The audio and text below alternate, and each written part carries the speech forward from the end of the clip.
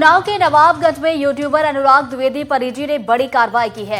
उन्नाव में famous YouTuber अनुराग द्विवेदी के घर पर ईडी का छापा पड़ा और आय से अधिक संपत्ति के मामले में कार्रवाई की गई है।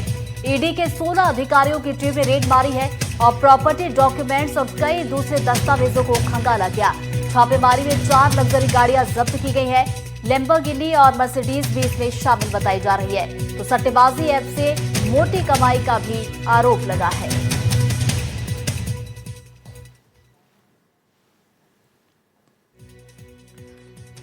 तो उन्नाव के नवाबगंज में यूट्यूबर अनुराग द्विवेदी पर ईडी ने बड़ी कार्रवाई की। 2 तस्वीरें आपकी टीवी स्क्रीन पर है। पहली तस्वीर यूट्यूबर अनुराग द्विवेदी पर शिकंजा कसा है और दूसरी तस्वीर आपको दिखा रही ईडी की टीम जब पहुंची और छापेमार कार्रवाई की गई है। दस्तावेजों को खंगाला गया है। तो बेहिसाब कमाई और संपत्ति जिसको लेकर ईडी की तरफ से जांच पड़ताल अब की जा रही है। तो बता दें कि उन्नाव में फेमस यूट्यूबर है अनुराग द्विवेदी।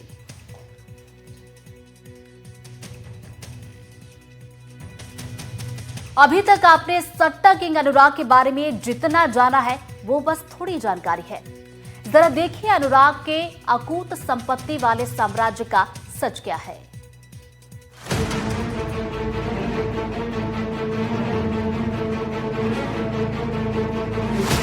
एक से बढ़कर एक महंगी गाड़ियां और किसी रईसों जैसी जिंदगी।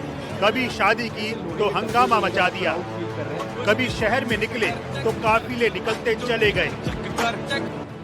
ये तस्वीरें बता रही हैं कि कमाई के धन कुबेर बन चुके अनुराग द्विवेदी अकूत संपत्ति के मालिक हैं। अब सवाल ये है कि ये संपत्ति वैध है या फिर अवैध, और इसी को लेकर आय से अधिक संपत्ति मामले में ईडी ने शिकंजा कसा है। अनुराग लंबे समय से दुबई में रह रहे हैं और BMW, मर्सिडीज, उरूस, लैम्बोर्गिनी जैसी करोड़ों की लग्जरी गाड़ियों का काफिला रखते हैं। हाल ही में यूट्यूबर अनुराग द्विवेदी ने जब दुबई में क्रूज पर शादी की तो सबकी आंखें उनकी ओर आ गई। बताया जा रहा है कि अनुराग ने सभी रिश्तेदारों का खर्च खुद ही उठाया। ईडी अब शाही शादी में शामिल लोगों, खर्चों और फंडिंग सोर्स की भी जांच कर रही है। अनुराग इस समय दुबई में वर्तमान रूप से मौजूद हैं और एजेंसी के कई समनों पर पेश नहीं हुए हैं। यूट्यूबर अनुराग द्विवेदी पर सट्टेबाजी ऐप से कमाई का आरोप है, हवाला नेटवर्क से लेन देन का आरोप है, आय से ज्यादा संपत्ति और संदिग्ध वित्तीय लेन देन का भी आरोप है। और इन्हीं आरोपों के कारण प्रवर्तन निदेशालय यानी ईडी ने 17 दिसंबर को उत्तर प्रदेश के उन्नाव, लखनऊ और नवाबगंज में अनुराग के 9 ठिकानों पर छापेमारी की। ईडी ने अनुराग के घर से 4 महंगी लग्जरी कारें जब्त की हैं, जिनमें लैम्बोर्गिनी, BMW और मर्सिडीज जैसी प्रीमियम गाड़ियां शामिल हैं। दरअसल अनुराग का सफर काफी रोचक रहा है। एक साधारण से घर में पैदा हुआ अनुराग का अब ये एम्पायर कई सवाल खड़े कर रहा है। ईडी का कहना है कि ये मामला सिर्फ एक यूट्यूबर की कहानी नहीं है, बल्कि आर्थिक अपराध और मनी लॉन्ड्रिंग नेटवर्क का है। यानी आने वाले दिनों में अनुराग की अकूत संपत्ति को लेकर कई हैरान करने वाले खुलासे होने तय हैं।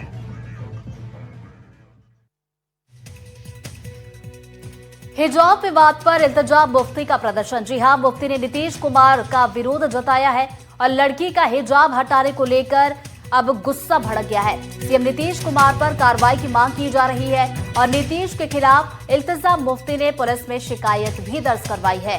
तो हिजाब विवाद जो कि गर्माता जा रहा है, इल्तिजा मुफ्ती की तरफ से इसको लेकर प्रदर्शन किया गया और मुफ्ती ने नीतीश कुमार का विरोध जताया है और लड़की का हिजाब हटाने को लेकर गुस्सा फूटा है। तो सीएम नीतीश कुमार पर कार्रवाई की मांग अब की जा रही है और नीतीश के खिलाफ पुलिस में शिकायत भी दर्ज करवाई गई है।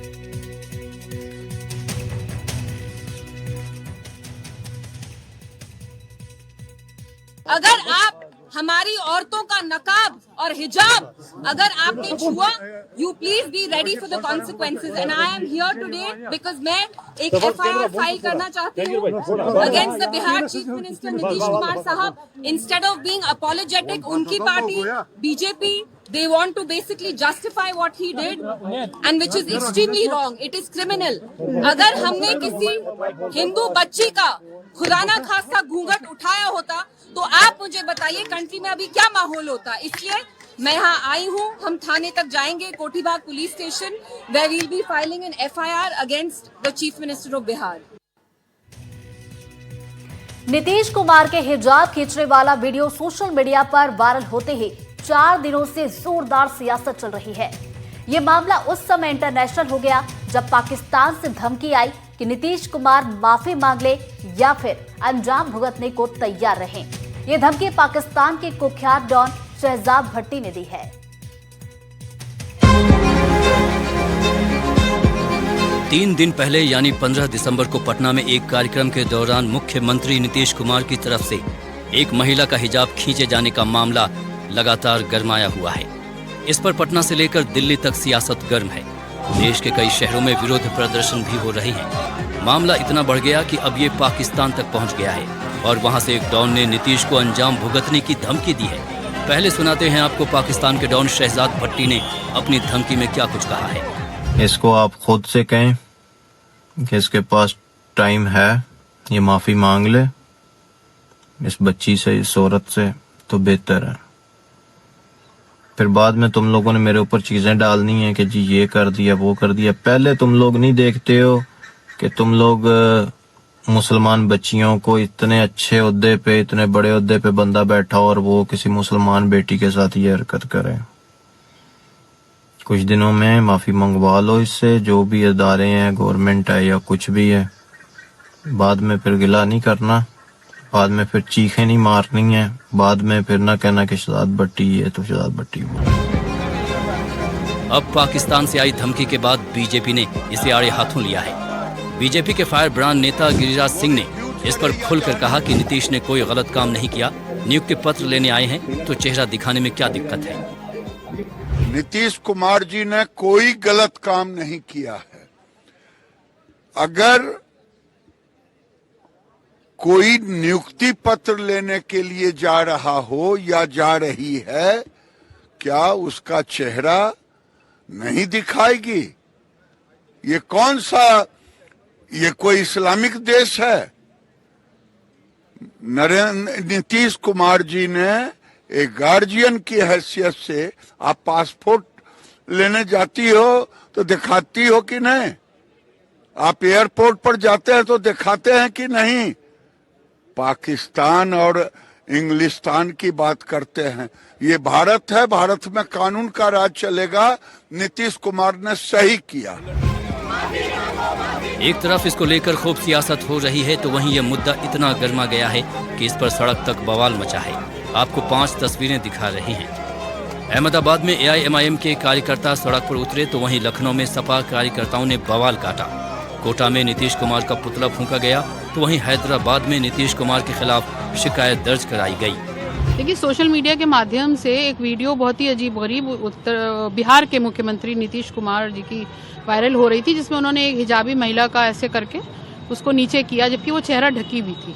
अगर वो चेहरा ढक के आई थी तो उसका मतलब है कि वो चेहरा ढकना चाहती थी और ढकती होगी।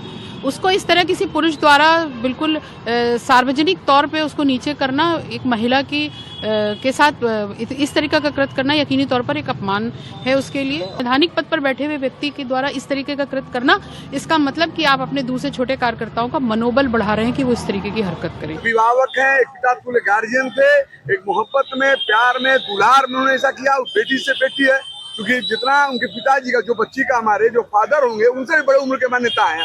आप भी जानते हैं कुछ चंद लोग हैं जो ऐसा ही सब बातें करते रहते हैं। मेरी बेटी को, मेरी बच्ची को बेकार की बातें करते हैं। मेरी बच्ची है, मैं कहना चाहता हूँ गलत लोग कर रहे हैं, ये न करें, तो राजनीति न करें। बाद में ये अफवाह फैली कि जिस महिला का नीतीश ने हिजाब खींचा वो नौकरी ज्वाइन नहीं करेगी। इस पर मंत्री मंगल पांडे ने सफाई दी है। उन्होंने क्या कुछ कहा है आपको सुनाते हैं। ये माननीय मुख्यमंत्री श्री नीतीश कुमार जी के नेतृत्व में सदैव हम सब लोगों ने मातृशक्ति को मजबूत करने का काम किया है। सदैव महिलाओं के सम्मान को बढ़ाने का काम किया है। उनको आर्थिक रूप से, शैक्षणिक रूप से, सामाजिक रूप से और राजनीतिक रूप से सदैव नीतीश कुमार जी के नेतृत्व में मजबूत करने का काम किया है। और उसी का परिणाम था कि विधानसभा चुनाव में मातृशक्ति ने अपना पूरा आशीर्वाद और समर्थन नीतीश कुमार जी और नरेंद्र मोदी जी को दिया था। एक तरफ नीतीश के वायरल वीडियो को लेकर बवाल मचा है तो वहीं दूसरी तरफ योगी सरकार के मंत्री संजय निषाद ने भी इसको लेकर विवादित बयान दे दिया था, जिसको लेकर भी खूब विरोध हो रहा है। Bureau report, NDTV India.